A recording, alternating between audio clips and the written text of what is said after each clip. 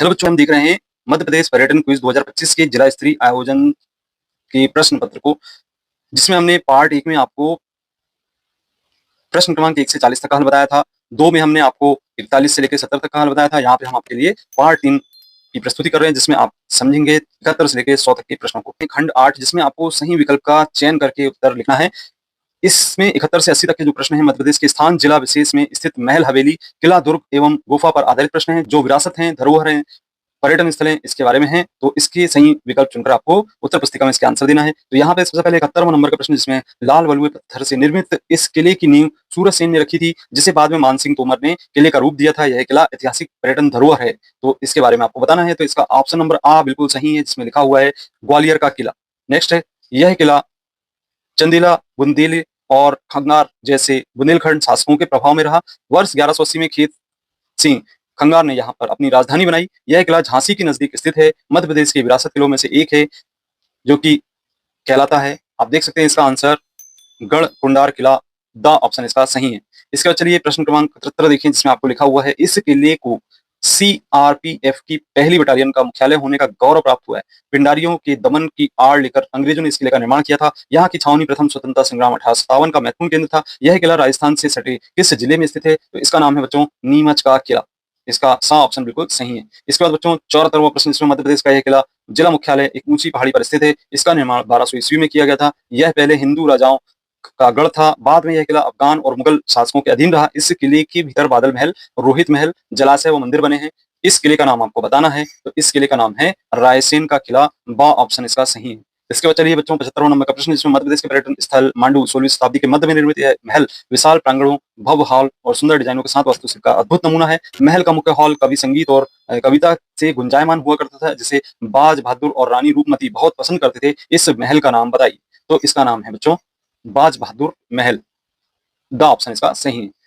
76वां number, यह किला मध्य प्रदेश में स्थित ऐतिहासिक धरोहर का एक और शानदार नमूना, इसे दक्कन का दरवाजा भी कहा जाता है। यह बुरहानपुर शहर के बाहरी इलाके में स्थित है। तो इसका आंसर होगा बच्चों असीरगढ़ का किला, सा ऑप्शन इसका बिल्कुल सही होगा। नेक्स्ट है बच्चों यहाँ पे 77वां नंबर, हिंदू धर्म के शैव संप्रदाय से संबंधित यह गुफाएं धार जिले के मांडू में स्थित हैं। 11वीं शताब्दी की यह गुफाएं चट्टानों को काटकर बनाए गए मंदिरों का समूह है। इन गुफाओं का नाम आपको बताना है। तो इसका नाम है बच्चों लोहानी गुफाएं, आ ऑप्शन बिल्कुल इसका सही होगा। नेक्स्ट है, मध्य प्रदेश के मुरैना जिले में बहने वाली आसन नदी के 86 गुफाओं की श्रृंखला है। इन गुफाओं को भीमबेटका गुफाओं के समकालीन माना जाता है। इन गुफाओं का नाम बताना है। तो इसका नाम है बच्चों पहाड़गढ़ की गुफाएं, द ऑप्शन इसका बिल्कुल सही होगा। 79 नंबर का क्वेश्चन, जिसमें आप देख रहे हैं कि यह बौद्धकालीन गुफाएं मध्य प्रदेश के सीधी जिले में स्थित हैं और गुफाओं को अजंता महाराष्ट्र की गुफाओं के समकालीन माना जाता है। इन गुफाओं का निर्माण गुप्त शासक ने कराया था। इन गुफाओं का नाम आपको बताना है। तो इसका नाम है माड़ा की गुफाएं। इसके बाद नेक्स्ट क्वेश्चन है बच्चों यहाँ पे, यह गुफाएं मध्य प्रदेश के सीहोर जिले में स्थित एक पुरातात्विक स्थल है, जो प्राचीन बौद्ध मठ और गुफाओं के लिए प्रसिद्ध हैं। यहाँ एक स्तूपों के साथ साथ भिक्षुओं के लिए प्राकृतिक गुफाएं भी हैं। इन गुफाओं का नाम आपको बताना है। तो इसका आंसर होगा बच्चों सारू मारू की गुफाएं। बहुत ही महत्वपूर्ण प्रश्न था ये। खंड 9, जिसमें सही उत्तर आपको चुनना है। 81 से 90 तक मध्य प्रदेश के राज्य पर्यटक विकास निगम द्वारा मध्य प्रदेश में पर्यटक को प्रोत्साहित करने हेतु उच्च स्तर एवं व्यावसायिक व्यवस्थित प्रबंधन के साथ होटल सुविधा उपलब्ध कराई गई है। उस पर आधारित यहाँ पे प्रश्न पूछे गए, जिनका आंसर आपको लिखना है। इसमें आपको 81 नंबर का प्रश्न कह रहा है कि खजुराहो में मध्य प्रदेश का राज्य पर्यटन विकास निगम 2 आवासीय इकाई संचालित कर रही है। एक का नाम होटल झनकार है, दूसरी आवासीय इकाई का नाम आपको बताना है। तो इसका नाम है होटल पायल।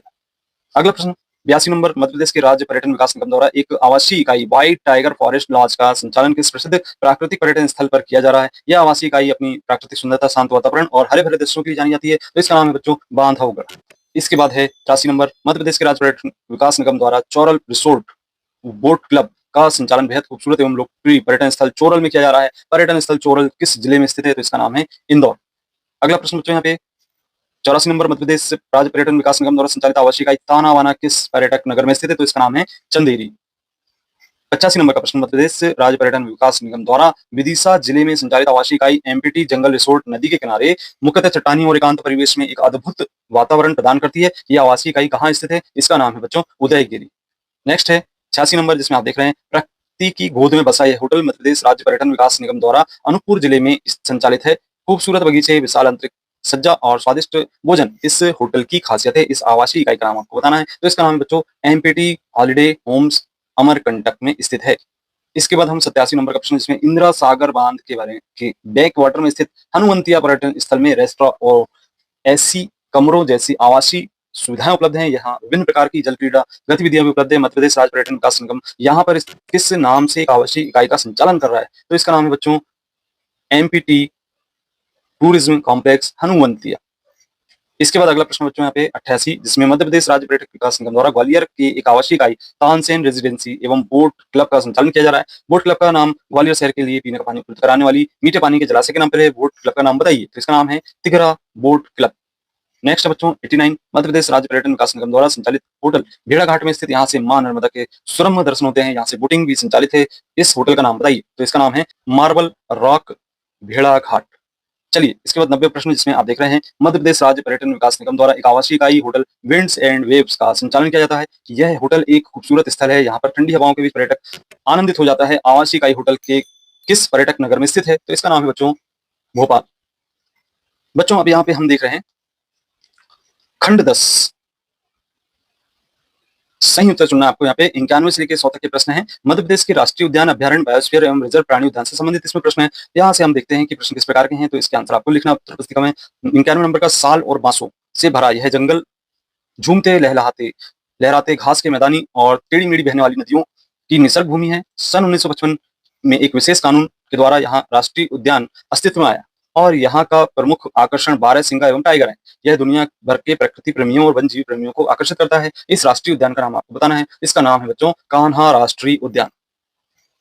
92 नंबर का प्रश्न, जिसमें आप देख रहे हैं ग्राम कारूपानी मनुष्य और वन्यजीवों के आपसी सह अस्तित्व का एक उत्कृष्ट उदाहरण है। काली हिरण और चित्तीदार हिरणों की दुर्लभ प्रजातियां कारूपानी हिरण पार्क में आसानी से देखी जा सकती है। यह पार्क अमरकंटक की ओर जा रहे राज्य मार्ग से 4 किलोमीटर दूरी पर स्थित खूबसूरत पहाड़ों में स्थित कारूपनी प्राकृतिक हिरण पार्क किस जिले में स्थित है? इसका नाम है बच्चों डिंडोरी।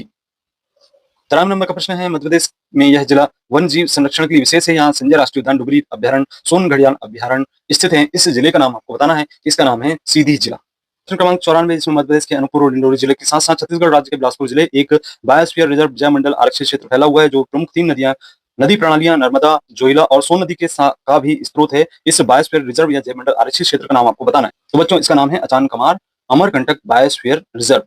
नेक्स्ट है 95 नंबर का प्रश्न, जिसमें मध्य प्रदेश की यहाँ राष्ट्रीय उद्यान महाराष्ट्र राज्य विस्तारित है। 1992 में इस भारत का 19वां टाइगर रिजर्व घोषित किया गया था। इसका शानदार इतिहास, समृद्धि और प्राकृतिक खजानों का उल्लेख आईना ए अकबरी पुस्तक में भी किया गया। इस राष्ट्रीय उद्यान का नाम बताना है। तो इसका नाम है बच्चों पेंच राष्ट्रीय उद्यान। अगला प्रश्न बच्चों 96 नंबर का, जिसमें मध्य प्रदेश का यह राष्ट्रीय उद्यान सर्वाधिक बाघ घनत्व वाला राष्ट्रीय उद्यान है। यहाँ प्रति 8 किलोमीटर में एक बाघ पाया जाता है। इस राष्ट्रीय उद्यान का नाम बताइए। तो इसका नाम है बांधवगढ़ राष्ट्रीय उद्यान। इसके बाद अगला प्रश्न बच्चों यहाँ पे 97 नंबर, जिसमें मध्य प्रदेश के श्योपुर जिला जहाँ प्रोजेक्ट चीता अंतर्गत सर्वप्रथम नामीबिया से चीते लाए गए थे। इन चीतों को किस अभ्यारण्य में छोड़ा गया था? तो इसका आंसर है बच्चों कूनो पालपुर या कूनो अभ्यारण्य। इसके बाद अगला प्रश्न देख रहे हैं हम 98 नंबर का, सिंधिया क्षत्रिय मध्यकालीन हिंदू इस्लामिक स्थापत्य कला का उत्तम उदाहरण है। छतरी में राजपूत स्थापत्य शैली के शिखर हैं, जो मुगल शैली के गुंबज और बारादरी भी हैं। छतरी के अंदर चांदी और संगमरमर के दरवाजे लगे हुए हैं। यह छतरियां किस राष्ट्रीय उद्यान के समीप हैं? तो इसका नाम है माधव राष्ट्रीय उद्यान। नेक्स्ट है मध्य प्रदेश का एकमात्र पर्वतीय पर्यटन स्थल पचमढ़ी है, जिसका सबसे ऊंचा स्थान धूपगढ़ के नाम से जाना जाता है। धूपगढ़ चोटी किस राष्ट्रीय उद्यान में स्थित है? इसका नाम है बच्चों सतपुड़ा राष्ट्रीय उद्यान। बच्चों इस प्रश्न पत्र का अंतिम प्रश्न, जिसमें हम देख रहे हैं कि मध्य प्रदेश में डायनासोर जीवाश्म राष्ट्रीय उद्यान किस जिले में स्थित है बताना था। तो इसका नाम है धार जिला। तो बच्चों ये थे आपके 2025 में पूछे गए प्रश्न, जो कि पिछले वर्ष ही पूछे गए थे, और इसके सारे प्रश्नों का उत्तर आपको हमने दे दिए हैं। यदि आपको कंटेंट पसंद आता तो कंटेंट को लाइक करें, अपने मित्रों को शेयर करें। अभी तक आपने चैनल को सब्सक्राइब नहीं किया तो सब्सक्राइब जरूर करिएगा। मिलते हैं अगले वीडियो में। धन्यवाद।